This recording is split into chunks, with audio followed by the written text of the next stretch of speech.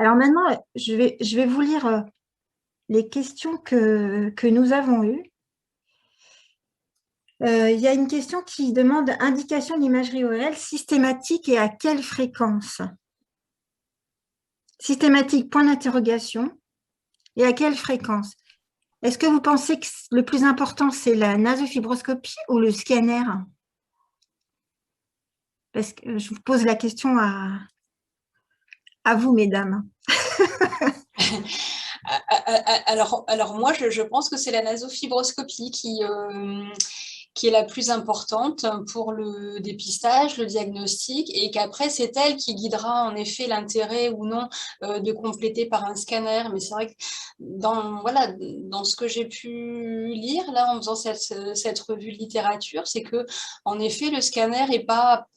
Les résultats peuvent être discordants et finalement, c'est la nasofibro qui est bien plus précise, en tout cas en diagnostic de départ, et que moi, en tout cas, je ne recommanderais pas le scanner en première intention et du coup, certainement pas de façon systématique s'il n'y a pas de raison de le faire, et encore plus chez l'enfant. Tout à fait. Et puis bien militer pour le CONBIM, hein, parce que franchement, maintenant qu'on en a bien l'expérience, il y a de plus en plus de centres de radio qui en possèdent. Et ça fait une imagerie beaucoup moins irradiante qu'un scanner du massif facial classique. C'était la deuxième question que posait une autre personne, est-ce qu'on ne fait pas un CONBIM? Donc vous voyez que je suis complètement d'accord avec, avec cet item-là, qui disait, bon, est-ce qu'on ne peut pas faire un CONBIM plutôt qu'un scanner? Alors après, il y a écrit, pour nous aider à convaincre nos ERL, y a-t-il des recommandations sur les modalités du prélèvement mais à moyens techniques matériels? Alors ça, c'était la semaine dernière. En fait, ce que je vous ai montré, c'était qu'en nasofibroscopie, on pouvait aussi bien mettre un système d'aspiration avec un piège, ce qui est possible dans les tout petits trous de nez de petits-enfants s'il y a besoin, ou un porte-coton qu'on peut ensuite envoyer directement en microbiologie. Ce n'est pas un examen qui est méchant, qui est agressif. Le tout, c'est de le montrer aux patients, d'expliquer. Mais je l'avais bien expliqué la semaine dernière, en fait. C'est pas que... Ce qu'il faut comprendre, en fait, c'est que dans la formation des ORL, la mucoviscidose, les maladies infectieuses chroniques, parce que malheureusement, il n'y a pas que la mucoviscidose, il y a aussi les maladies ciliaires, les déficits immunitaires, tout ça, ça nécessite un suivi bactériologique puisqu'il y a une conséquence possible sur le poumon. Il y a très peu d'ORL qui s'intéressent au suivi microbiologique sinusien des patients. C'est pour ça que je vous dis que tout ORL sait faire un prélèvement sinusien, mais il faut le demander si vous êtes intimement persuadé qu'il y a un portage bactérien sinusien. N'hésitez pas à lui demander. Lui, il saura quoi faire parce qu'on a tout ce qu'il faut à disposition dans les consultations ORL. C'est absolument pas un facteur limitant. Après, il est clair, et c'est très bien que vous ayez fait votre enquête, un ORL qui s'intéresse à la mucose, c'est toujours bien mieux qu'un ORL lambda qui fait...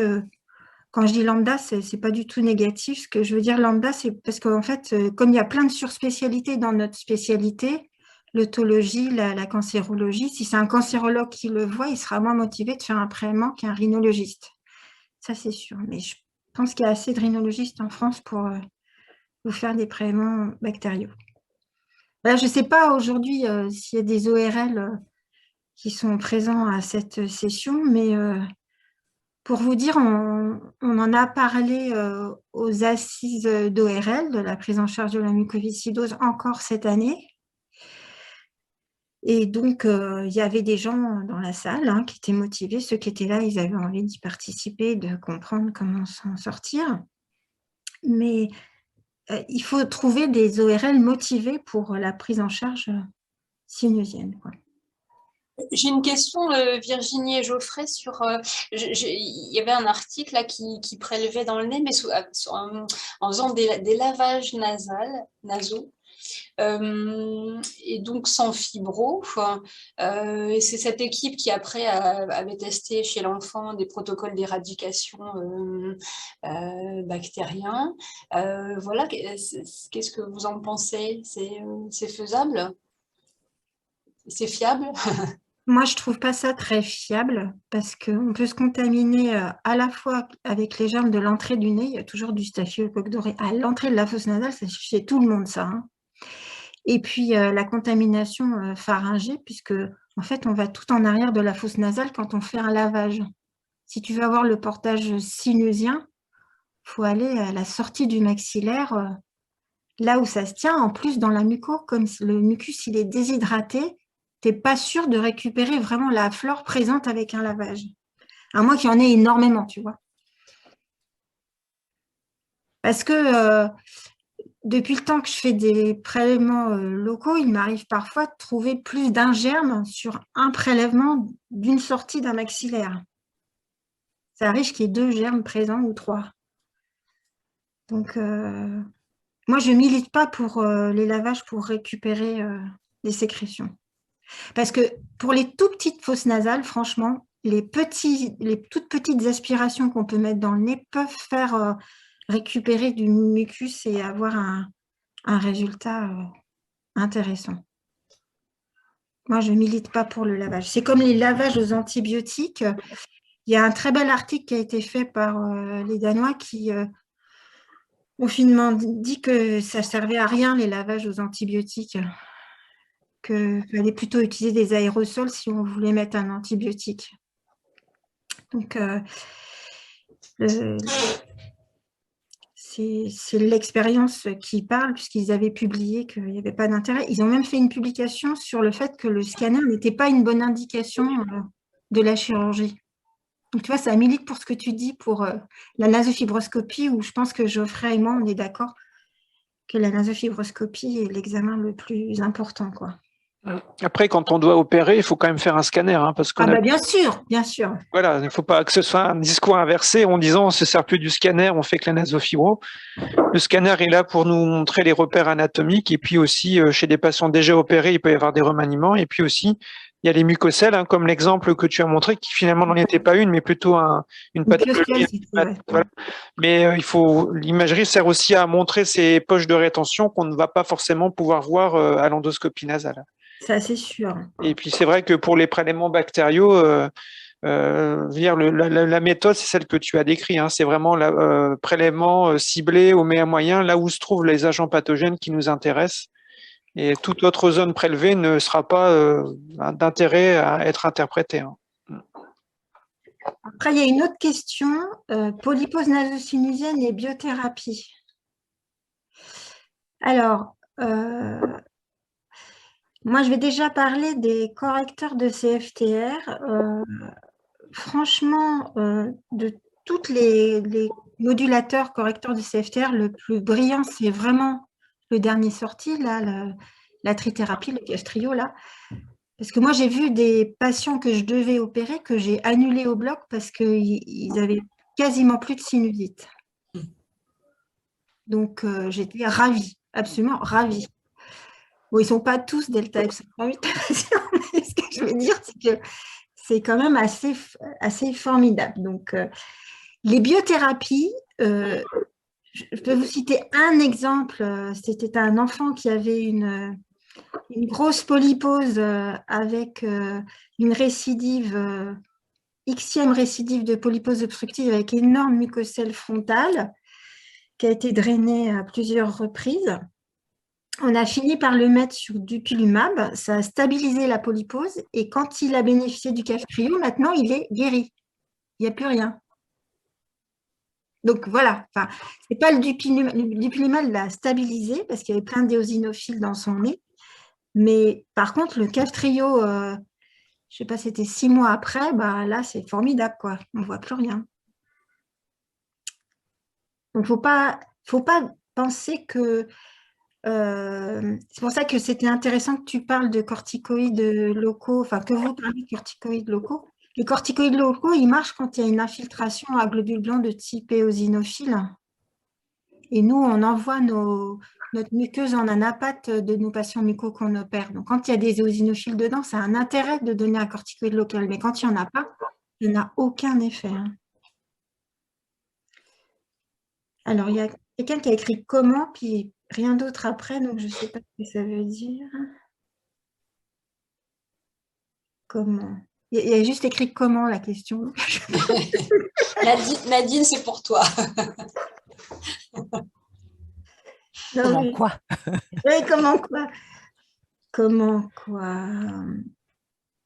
Bon, peut-être qu'il va remplir ses questions plus loin.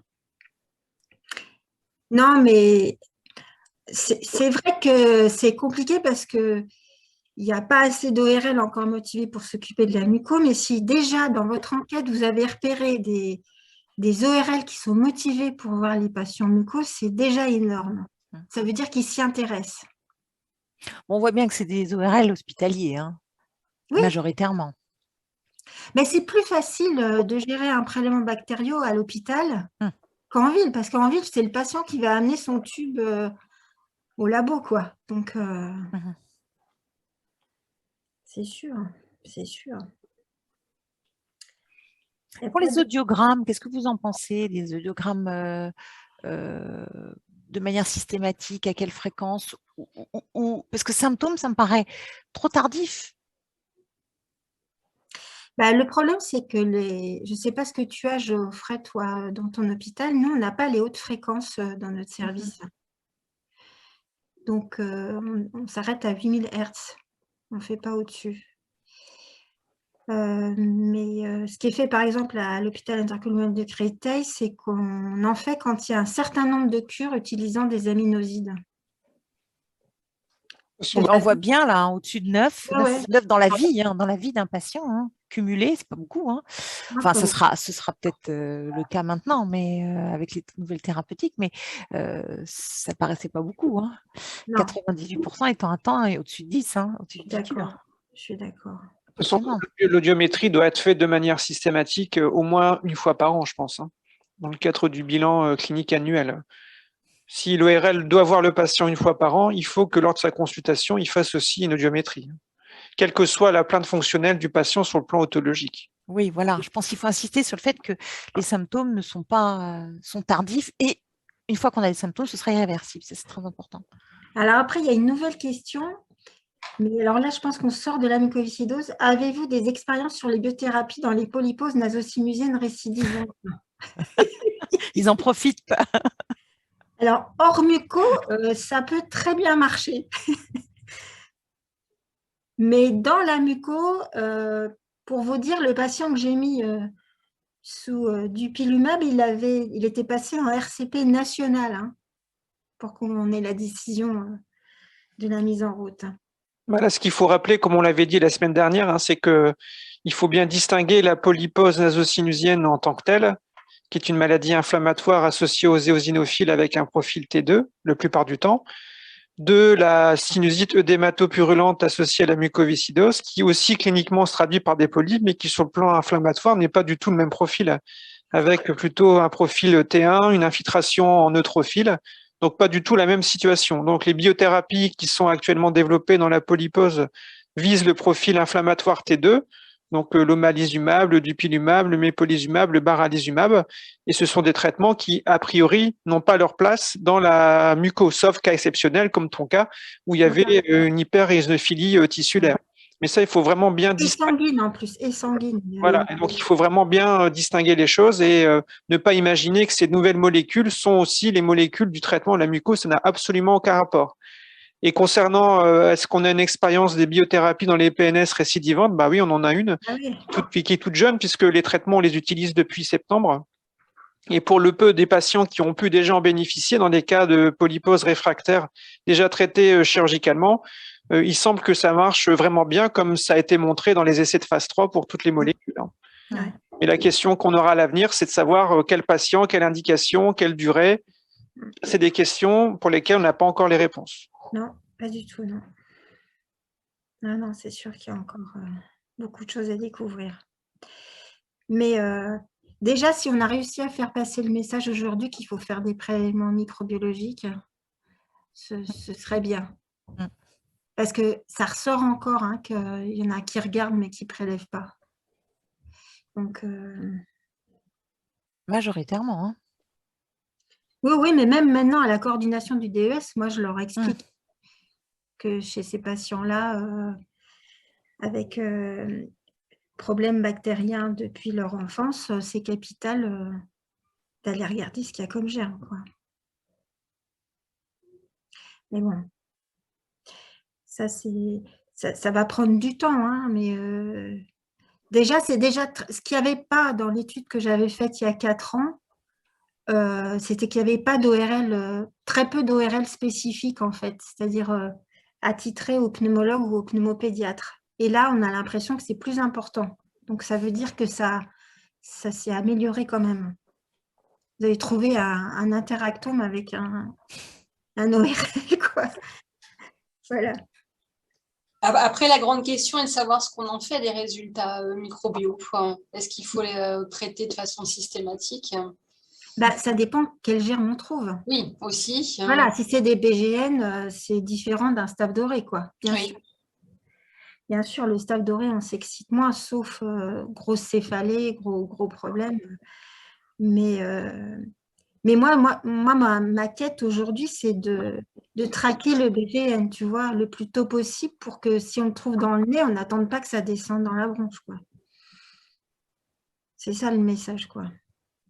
C'est-à-dire que là, actuellement, si tu trouves du pio dans les sinus, tu recommandes un traitement systématique.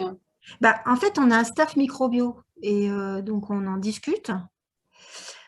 Et on regarde l'antibiogramme et on met une antibiothérapie plus un aérosol une fois que c'est opéré pour faire diminuer la charge bactérienne le plus Mais possible. avant d'opérer, tu vois, juste un prélèvement fait comme ça en routine, je dirais, entre guillemets, tu trouves du pio et qu'est-ce que tu fais? Enfin, que conseilles-tu de faire?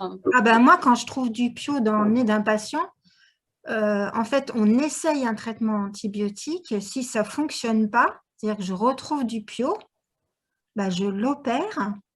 Je nettoie ces cavités sinusales, je refais des prélèvements intrasinusiens et après, on remet un antibiotique, IV ou oral, plus l'aérosol thérapie. Tu vois, pour essayer d'éviter que ça ne descende dans la bronche. Parce que tu vois, c'est ça qui m'a beaucoup inquiétée chez le jeune homme dont je vous ai présenté le cas, c'est que moi, je trouvais que du staph doré. Mais comme je voyais à l'endoscopie et dans le scan qu'à gauche, je récupérais que ce qui était visible et qu'il y avait très peu de drainage, je me suis dit, il faut que j'y aille parce que ça se trouve, il y a du piodin et en fait, il y en avait plein dedans. Donc, moi, je pense que sur les infections intermittentes à Pseudomonas, faut pas hésiter à demander un avis ORL pour qu'il y ait des prélèvements, des imageries, pour bien voir ce qui se passe là-haut, quoi. Parce que je trouve ça dommage de ne pas être assez précoce sur la prise en charge de ce germe-là, quoi. Et on a eu une expérience au CHIC avec un achromobactère qui était sinusien et qui était aussi bronchique chez un petit jeune homme de 7 ans, hein, tu vois. Donc, Est-ce qu'on trouve des mycobactéries non tuberculeuses dans les sinus? j'en ai jamais trouvé, moi. Et pourtant, c'est bien recherché, hein, parce que comme c'est étiqueté muco, ils font tous les ensemencements pour chercher, hein.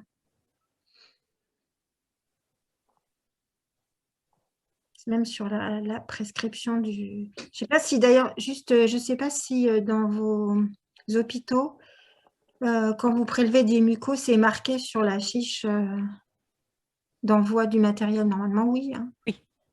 Oui, spécifie à toujours. Lille, les prélèvements sont identifiés. Ouais, c'est ça, c'est ça.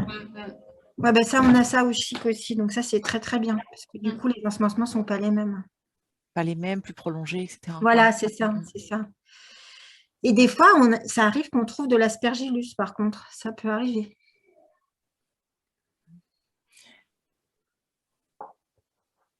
Donc, Et le mécanisme du mucocèle, tu peux nous redire un peu? Une mucocèle, en fait, c'est une inflammation chronique qui finit par fermer une cellule, soit de l'ethmoïde, soit du maxillaire, soit au niveau frontal. Et ça ne se draine plus par l'œdème, en fait. Et c'est vraiment très inflammatoire, quoi. Mais c'est pour ça que on en discutait, on en discute régulièrement en rhinologie. Il ne faut pas opérer les gens qui n'ont pas besoin d'être opérés. Parce qu'en fait, quand on opère quelqu'un, comme on induit des modifications de cicatrisation, on peut secondairement induire des mucocèles, puisqu'on change l'anatomie. Mais dans la mucose, ça se fait tout seul sans qu'on n'y fasse rien. Donc, et un patient donc opéré, vous le surveillez à quel rythme à distance de l'intervention? C'est une visite annuelle? Qu'est-ce que vous recommandez? moi, je les vois 15 jours après la chirurgie. Et Oui, mais à distance. Tous les 3 mois, moi, je les vois au début pour voir comment ça va. Je surveille le portage bactérien, tu vois. Je veux voir. Et s'il y a un BGN, je le vois tous les mois sous aérosol thérapie, en fait. Pour surveiller la dégressivité du taux de germes dans les sinus, quoi. Pour voir que ça baisse, quoi. Que je suis efficace ou pas, quoi. Puis après, tu vas le surveiller à quel rythme? Une fois que la phase quand j'ai fini le traitement, je continue de le suivre au début tous les mois pour être sûre qu'il ne revienne pas. Quand c'est un BGN. Ah non, mais c'est horrible, hein, c'est horrible, mais c'est vachement important parce que quand il revient, tu peux réinitier le traitement, quoi. Tu vois? Non, mais à un moment, mon idée, c'était après une chirurgie, à distance d'une chirurgie, est-ce qu'il y a un rythme de surveillance c'est annuel, je sais pas. Le minimum, c'est 2 fois par an. Hein. 2 fois par an, d'accord, c'est ça. Ok. C'est le minimum syndical. Enfin, pour moi, hein, je ne sais pas ce que tu penses, je le ferai, hein, mais... Ah oui, c'est vrai. Après, comme toi, ta situation est particulière parce que tu as différentes mucos et donc ton activité est organisée pour pouvoir les voir hyper fréquemment. Et ça, on ne peut pas imaginer que tout le monde puisse le faire. Ah non, je suis d'accord. Donc, c'est sûr que si on a initié une aérosol thérapie, il faut pouvoir vérifier qu'on a été efficace, comme tu l'as dit, avec des prélèvements pour s'assurer que c'est entre guillemets moins infecté ou redevenu propre. Mais après, dans un cadre de suivi, effectivement, si un patient a été opéré, on peut envisager une surveillance tous les 6 mois. Ouais. D'accord. Sachant qu'il faudra être vigilant dans la surveillance à l'endoscopie, à la réapparition des sécrétions mucosales. Ouais, et puis aussi vérifier qu'il n'y ait pas des signes cliniques qui pourraient nous laisser penser qu'une complication cicatricielle apparaisse avec un blocage frontal, une mucocèle, auquel cas on sera amené à refaire une imagerie de contrôle à ce moment-là. Les balles fongiques, c'est fréquent? Enfin, les aspergillomes sinusiens, c'est fréquent? Dans la muco, non. Dans d'autres pathologies, c'est plus fréquent? Dans les pathologies dento-sinusiennes, on en voit quand même pas mal. Alors après, dans les recrutements du CHU, c'est un peu biaisé parce qu'on recrute des patients qui viennent de ville. J'ai tendance à croire que c'est quand même assez fréquent parce que les prises en charge dentaires sont conservatrices et elles exposent à des complications infectieuses sinusiennes. Mais en revanche, dans la muco, là, pour le coup, il n'y en a pas, quoi. D'accord. Non. Je suis d'accord. D'accord.